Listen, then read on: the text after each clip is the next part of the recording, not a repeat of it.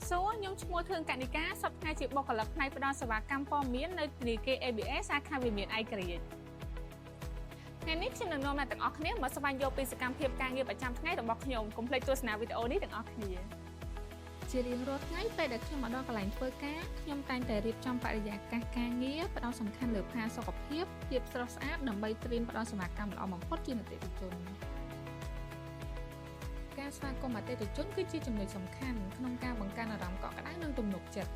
សេវាកម្មល្អមិនមែនត្រឹមតែការងារប៉ុន្តែជាការយកចិត្តទុកដាក់ដើម្បីយល់ច្បាស់ពីបញ្ហារបស់អតិថិជន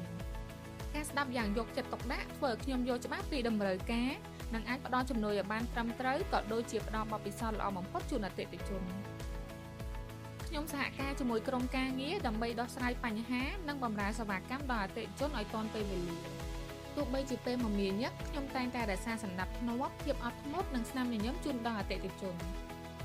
រាល់ថ្ងៃខ្ញុំមានមោទនភាពដែលជាផ្នែកមួយក្នុងការបង្កើតបទពិសោធន៍ល្អសម្រាប់អតិថិជនរបស់ធនាគារ ABA យើងខ្ញុំស្វាគមន៍ដោយស្នាមញញឹមនិងបម្រើសេវាកម្មអ្នកដោយទំនុកចិត្ត